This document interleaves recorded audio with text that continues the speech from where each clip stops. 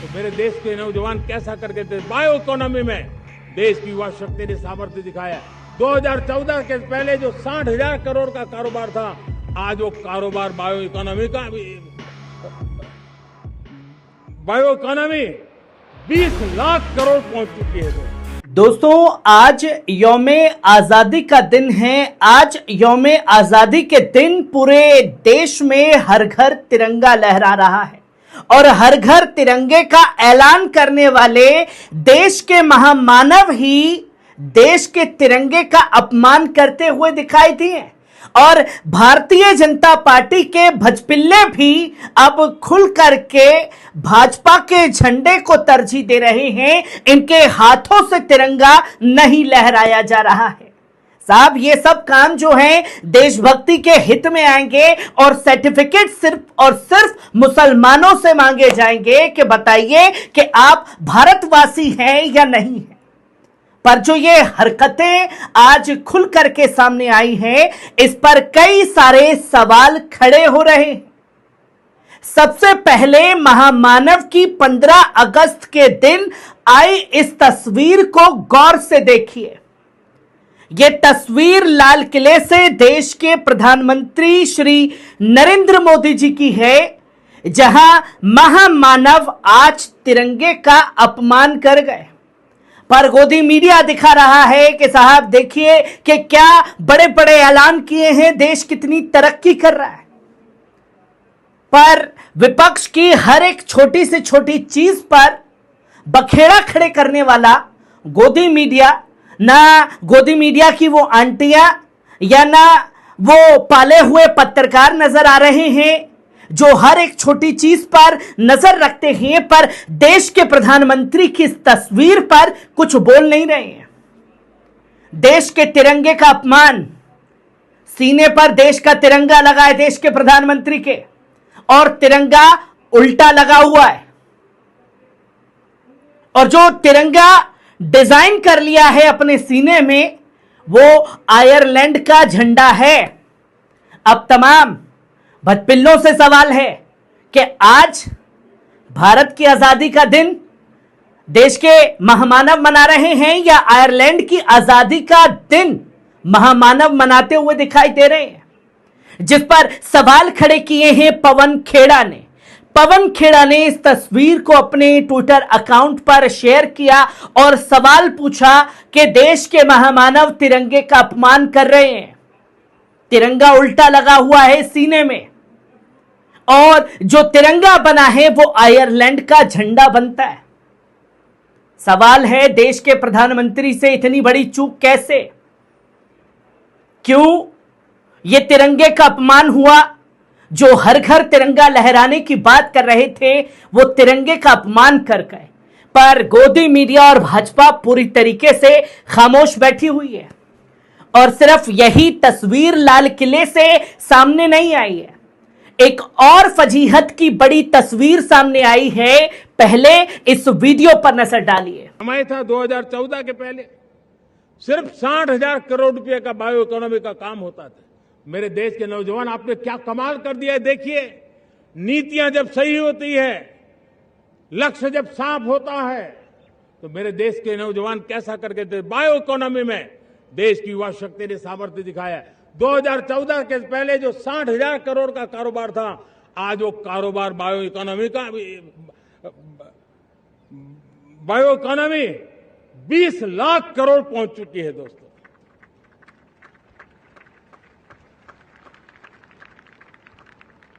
दो 2009-10 का कालखंड था, सिर्फ 25 लाख इलेक्ट्रिक व्हीकल हमारे देश में बिके थे। 1.5 लाख इलेक्ट्रिक व्हीकल बिके थे 2009-10 में।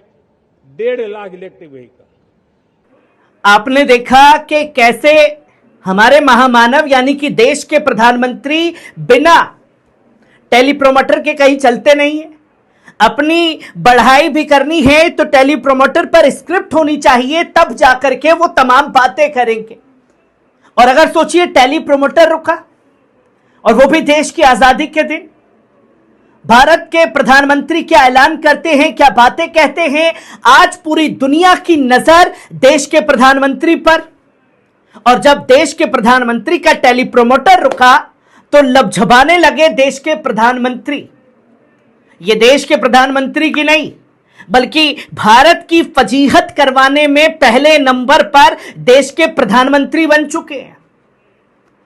जहां कहना कुछ चाहते थे, कह कुछ और दिया और रिजल्ट कुछ और आया। और सिर्फ देश के प्रधानमंत्री की ही यह हरकतें देखने को नहीं मिली है दोस्तों, बल्कि महामानव को मानने वाले भजपिल्लों ने सारी हदें पार कर दी। 24 परगना बंगाल में किस तरीके से एक वीडियो सामने आया, पहले इस पर नजर डालिए। वंदे मातरम, वंदे मातरम, वंदे मातरम, भारतीय जनता पार्टी जिंदाबाद। आपने देखा कि किस तरीके से आज हर घर तिरंगा लहराना था, पर भाजपा के कार्यालय पर तिरंगा नहीं, भाजपा का झंडा लहराया है।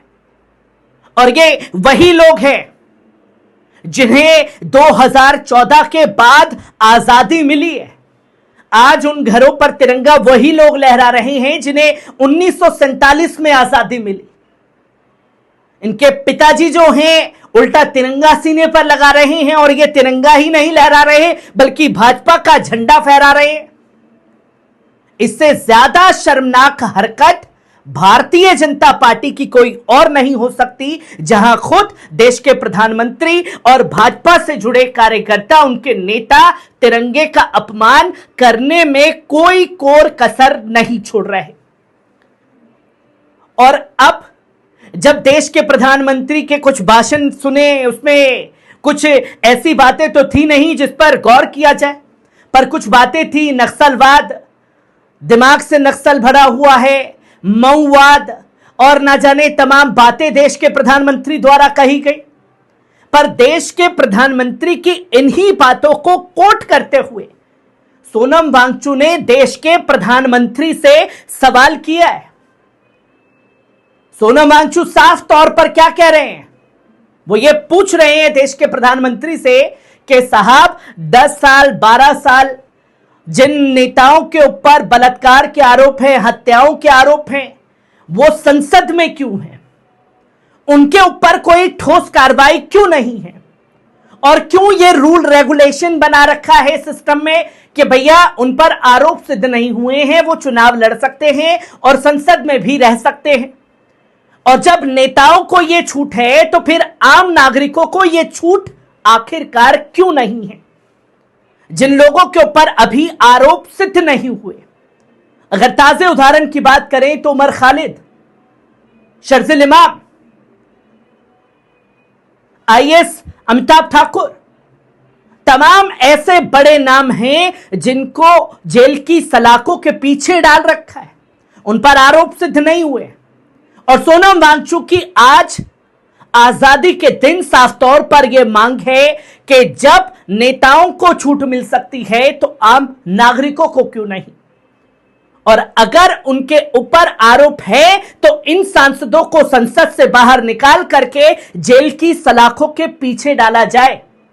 और अगर दोस्तों ये कानून तय होता है तो भारतीय जनता पार्टी के आधे से ज्यादा अपराधी नेता जो दल बदल करके भी वॉशिंग पाउडर भाजपा में धुल करके रंगीन हो गए हैं, वो भी जेल की सलाखों के पीछे जाते हुए दिखाई देंगे। और आजादी के दिन सोनम वांगचुक की इस बात को आप लोग किस तरीके से देख रहे हैं, और कैसे देश के प्रधानमंत्री ने तिरंगे का अपमान किया है, और कैसे भारतीय जनता पार्टी के कार्यालयों पर आज के दिन तिरंगा नहीं भाजपा का झंडा लहरा रहा है। इससे ज्यादा शर्मनाक बात देश के लिए कुछ और नहीं हो सकती, जहां देश की नाक कटा करके रखती है। खबर कैसी लगी कमेंट बॉक्स में आकर के अपनी राय जरूर दीजिएगा। शुक्रिया।